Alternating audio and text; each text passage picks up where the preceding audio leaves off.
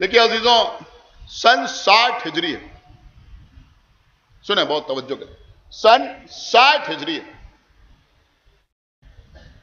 رجب کی 21ویں تاریخ. سن 60 ہجری رجب کی 21ویں تاریخ دمشق کے دماسکس کے ایک محل میں، ایک حجرے میں، بہت توجہ کے ساتھ سنیں، ایک ایک لفظ پر توجہ. ایک حجرے میں قیمتی لیکن نہایت میلے کچیلے بدبودار بستر پر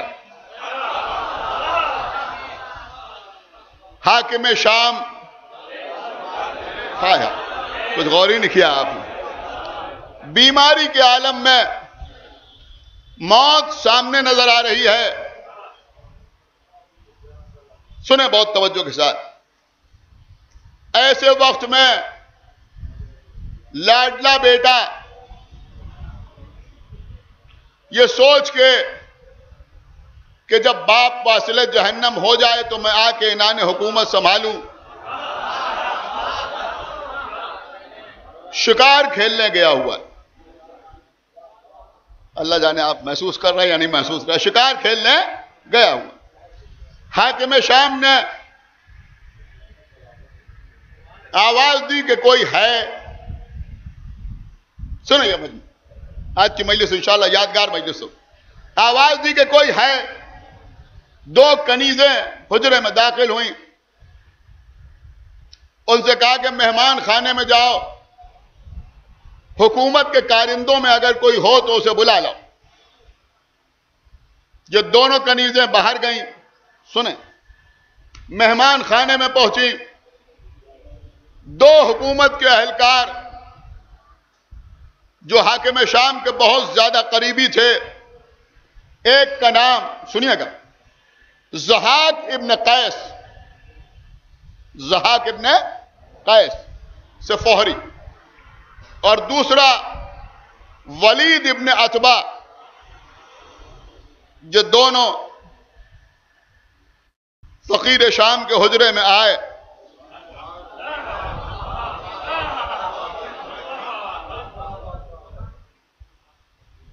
ان دونوں کو غور سے دیکھا. اس وقت اگر آپ نے غور سے سن لیا تو میں سمجھوں گا میں کامیاب. غور سے ان دونوں کو دیکھا کہ بیٹھو. وہ بیٹھے. کنیز کو حکم دیا ذرا قلم و کاغذ لے آؤ. آ گیا قلم و کاغذ. نبی نے تھوڑی مانگا تھا.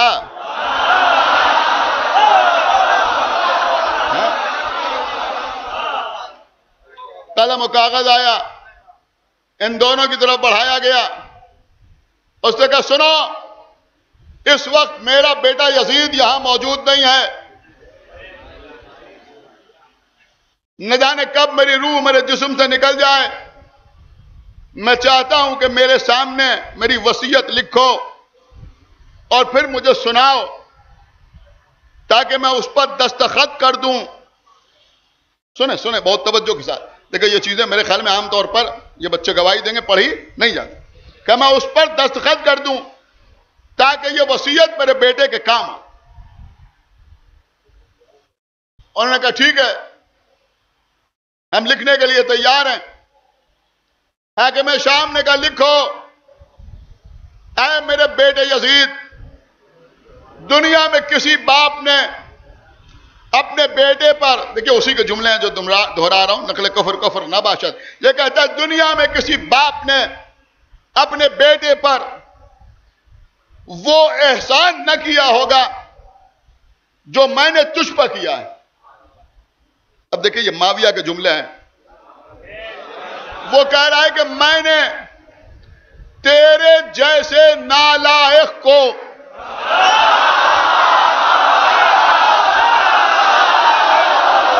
اللہ اکبر.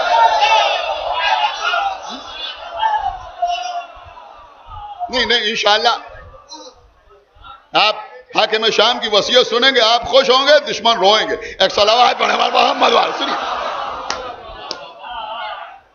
میں نے تیرے جیسے نالائق کو اپنا جانشین بنایا، میں نے تیرے جیسے فاسق و فاجر کو. اللہ اکبر، کیا سن رہے ہیں آپ؟ اما جسے فاسق و فاجر کہے،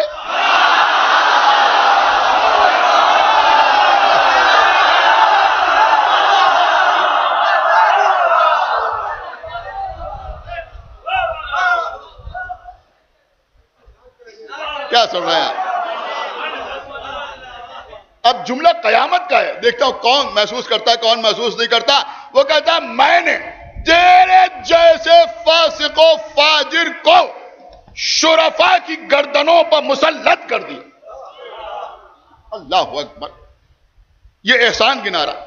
پھر کہتا ہے میں نے تیرے جیسے بے دین اور نجس انسان کو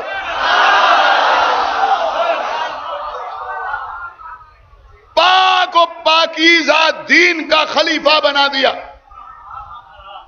اس سے بڑا احسان کوئی کیا کر سکتا ہے؟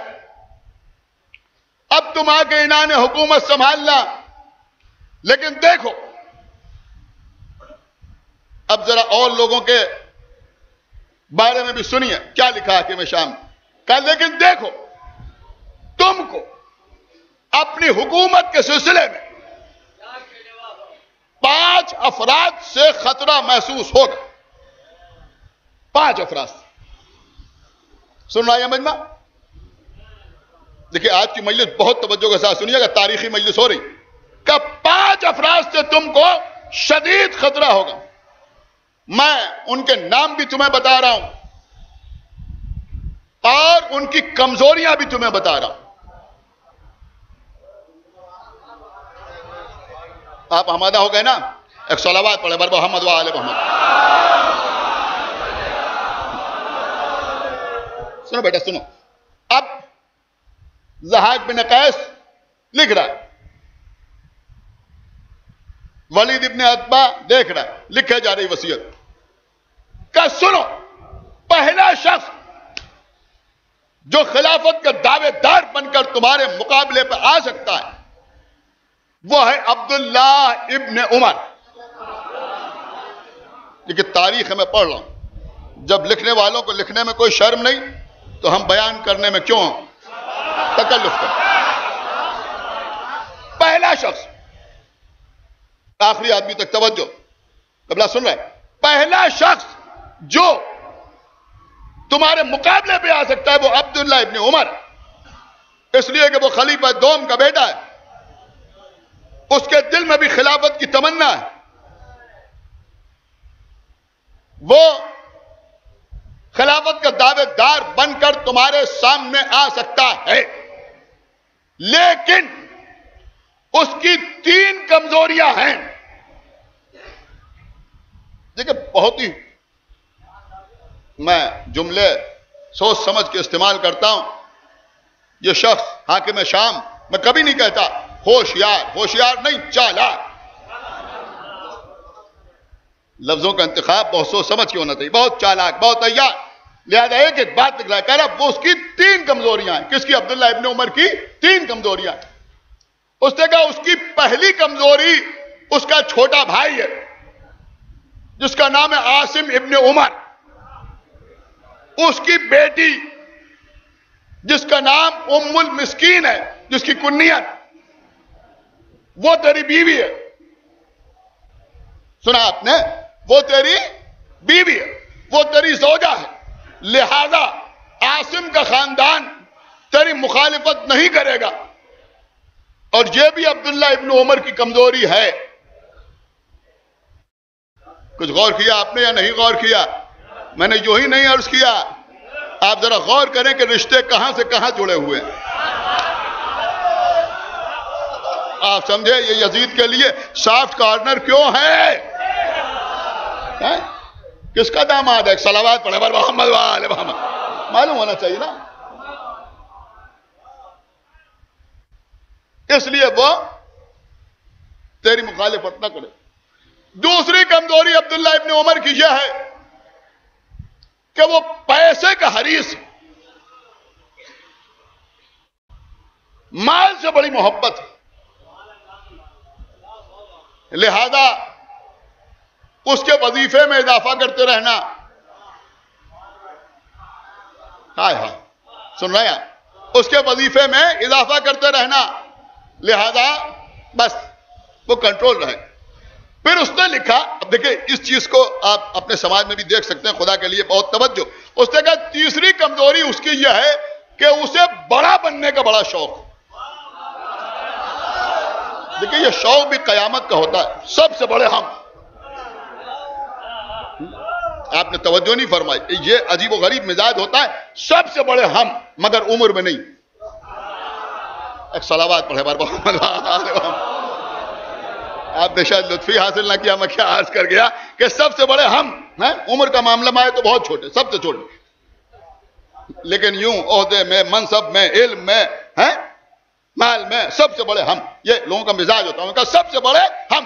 تو اس نے کہا کہ عبداللہ ابن عمر کی ایک کمزوری یہ ہے کہ اسے بڑا بننے کا شوق.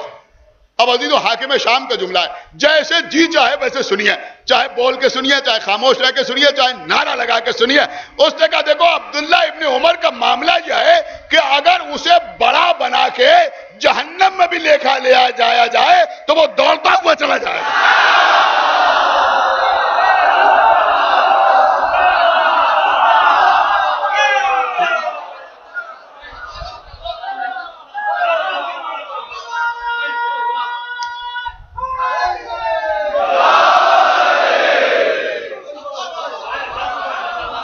ایک صلوات اور پڑھتے بار محمد و آل محمد.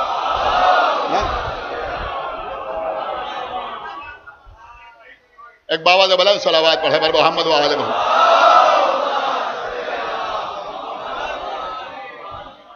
اسے اگر بڑا بنا کے جہنم میں بھی لے جایا جائے تو وہ دوڑتا ہوا خوشی خوشی چلا جائے. اسے بڑا بننے کا شوق، لہذا جب بھی وہ تمہارے سامنے آئے تو بس اس کی بڑائی کرنا، وہ خوش رہے،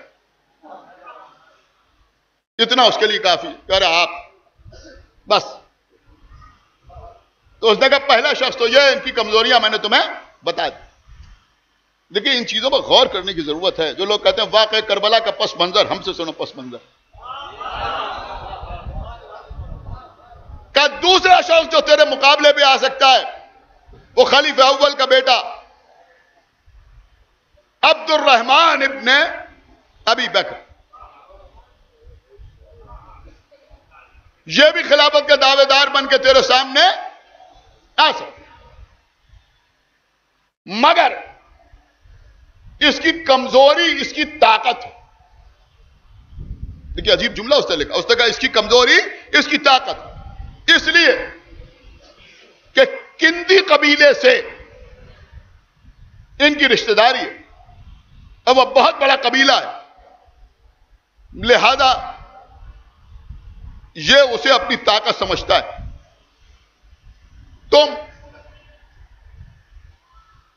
اشعث ابن قیس کی اولادوں کو، کل میں نے تذکرہ کیا تھا، محمد ابن اشعث کو، قیس ابن اشعث ابن قیس کو، محمد ابن اشعث کو اور عبد الرحمن ابن محمد ابن اشعث کو، ان لوگوں کو اپنے ساتھ ملائے رکھنا تو عبد الرحمن ابن ابی بکر تمہیں کوئی نقصان نہ پہنچائے، اس لیے کہ یہ سب اس کے عزیز و اقارب ہیں. لیکن یہ بتانا بہت ضروری ہے کہ جو مسلم سے لڑنے کے لیے آئے تھے ان کی رشتہ داری کس سے تھی. کا ایک تو یہ ہے. اس کے بعد اس نے کہا کہ تیسری شخصیت، آپ بور تو نہیں ہو رہے، ایک صلوات پڑھے بار محمد و آل شریف. قبلہ محنت کرنا پڑتی ہے، بہت توجہ آپ حضرات کی زیادہ. اس نے کہا تیسری شخصیت ہے سعید ابن عثمان، تیسرے خلیفہ کا بیٹا. یہ بھی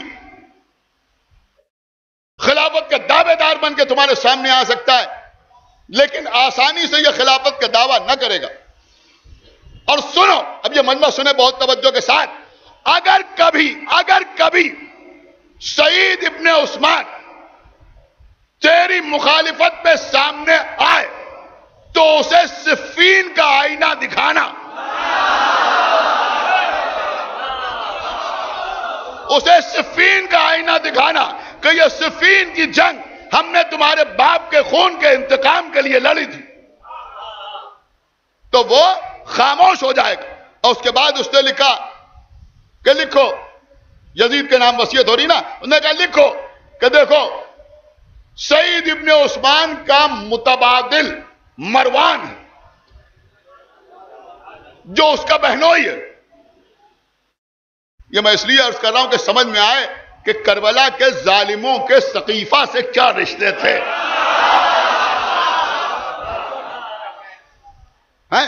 کہ مروان جو اس کا بہنوئی وہ اس کا متبادل ہے، یعنی وہ اس کے ذریعے تم اس کو مینیج کر سکتے ہو۔ اب عزیزوں اللہ جانے مروان کو معاویہ نے کیا سمجھا کہ یزید کو لکھا کہ اگر تم سعید ابن عثمان کے خطرے سے بچنا چاہتے ہو تو وقت وقت پر مروان کو ہڈی ڈالتے رہنا۔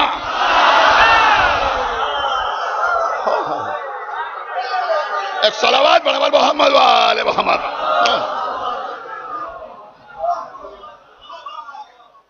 تو وہ کنٹرول رہے۔ ایک صلوات اور پڑھتے بر محمد وآل محمد۔ اس کے بعد لکھا کہ چوتھا آدمی جو تمہارے مقابلے پہ آ سکتا ہے وہ ہے عبداللہ ابن زبیر، وہ بھی خلافت کا دعویٰ کرتے ہوئے تیرے سامنے آ سکتا ہے۔ پھر اس نے لکھا کہ وہ لومڑی کی طرح چالاک ہے، چیتے کی طرح تیز رفتار ہے، تقریر کرتا ہے تو آگ اس کے دہن سے نکلتی ہے، شعلے نکلتے ہیں۔ اگر ایک جگہ تم سے شکست کھائے گا تو دوسری جگہ تمہارے سامنے آئے گا۔ اگر وہ کسی وجہ سے تمہاری بیعت کر لے تو مطمئن نہ ہو جانا، تمہارے قبضے میں آئے تو اس کی گردن اڑا دینا۔ سنیے، اب یہ چار ہو گئے، اب سنیے ہماری بات، اپنی بات۔ حاکم شام نے لکھا کہ پانچواں شخص جو تمہارے مقابلے پہ آ سکتا ہے وہ علی اور فاطمہ کے بیٹے حسین۔ سنیں، جو تمہارے مقابلے پہ آ سکتے ہیں۔ اب میں سمجھتا ہوں کہ عزادار تو خاموش نہیں رہ سکتے۔ آپ ذرا دشمن کی زبانی اپنے آقا کا تذکرہ سنیے۔ وہ چار جو تھے ان کا ذکر بھی کیا، سب کی کمزوریاں بھی بیان کی۔ اس کے بعد اس نے لکھا کہ پانچویں حسین ابن علی ہیں، لیکن یہ سمجھ لو کہ حسین کی کوئی کمزوری نہیں ہے۔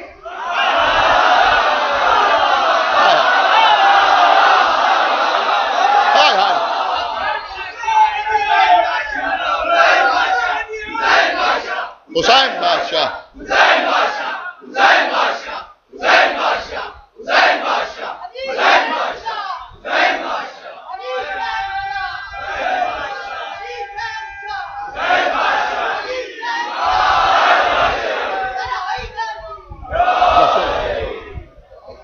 مولا کرم جو عرض کر رہا ہوں، اس نے لکھا حسین کی کوئی کمزوری نہیں ہے۔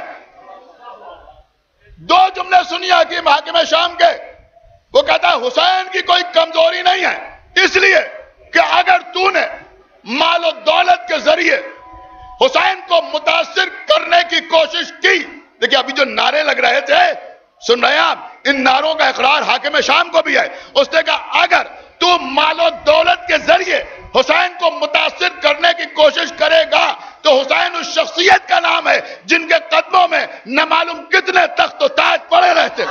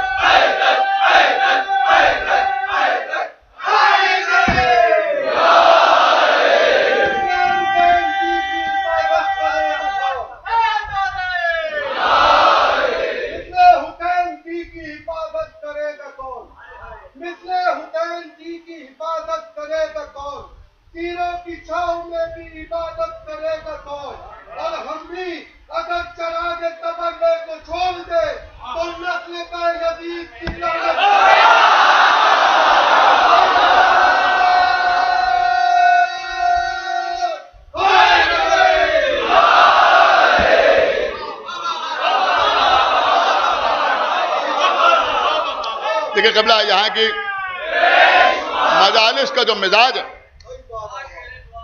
جو آپ سننے کے عادی ہیں، بہرحال میں سوچ رہا تھا کہ میں یہ وصیت پڑھوں یا نہ پڑھوں، لیکن الحمدللہ مولا آپ کو سلامت رکھے، آپ نے بہترین سامع ہونے کا ثبوت دیا۔ اس کے بعد وہ کہتا ہے کہ تم حسین کو مال و دولت سے متاثر نہیں کر سکتے، اس لیے کہ حسین کے قدموں میں نہ معلوم کتنے تخت و تاج پڑے رہتے ہیں۔ اور اس کے بعد کہتا ہے سنو، اگر تم حسین کے سامنے طاقت لے کے آتے ہو اور جنگ کرتے ہو تو یہ سمجھ لینا کہ حسین کو اس سے بھی شکست نہیں دے سکتے، اس لیے کہ حسین فاتح خیبر و خندق کا بیٹا ہے۔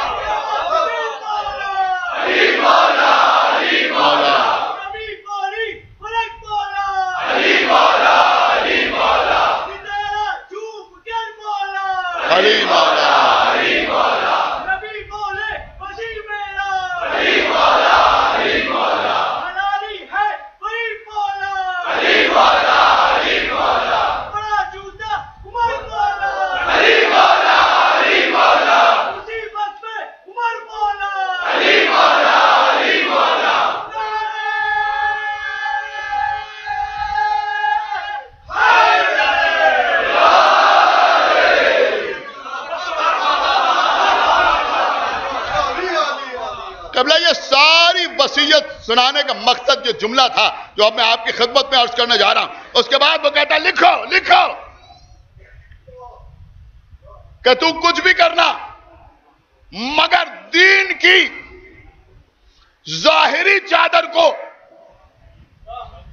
نہیں سننا ہے، جملہ سنے قبل قیامت ہے۔ وہ کہتا ہے دین کی ظاہری چادر کو اپنے بدن سے جدا نہ کرنا، اس لیے کہ اگر تو نے دین کی ظاہری چادر اپنے دوست سے اتار دی تو حسین ضرور تیرے مقابلے پہ آ جائیں گے، اس لیے کہ حسین اس دین کے مالک ہیں۔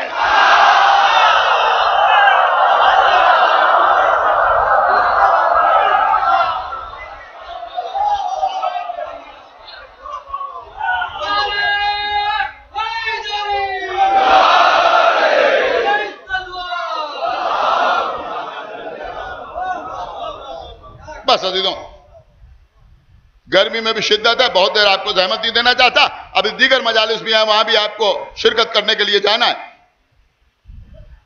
کثرت سے مجالس میں جائیے، شرکت کیجئے، سنیے، جہاں جہاں فضائل و مصائب اہل بیت بیان کر رہے ہو رہے ہوں وہاں جائیے، سنیے۔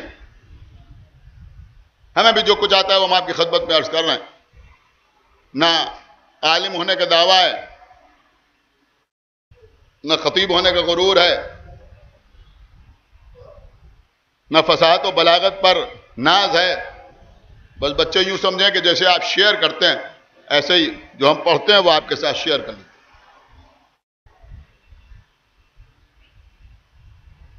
تو وہ کہتا ہے تم اپنے بدن سے دین کی ظاہری چادر کو نہ اتارو۔ اب سب سے بڑا جملہ اس مجلس کا سنیں، اس لیے کہ اگر تم نے ایسا کیا تو حسین تمہارے مقابلے پہ آ جائیں گے۔ اور اس کے بعد حاکم شام لکھتا ہے کہ اے یزید یہ سمجھ لے کہ اگر تو نے حسین سے جنگ کی، اگر تو نے حسین سے جنگ کی تو یہ بات سمجھ لے کہ اگر تو نے حسین کو قتل کر دیا تب بھی، جملہ پورا سن لیجئے گا، اس کے بعد جتنی چاہے اتنی داد دیجئے گا، کہ اگر تو نے حسین کو قتل کیا تب بھی قیامت تک تجھ پر لعنت ہوگی، اور اگر تو قتل ہو گیا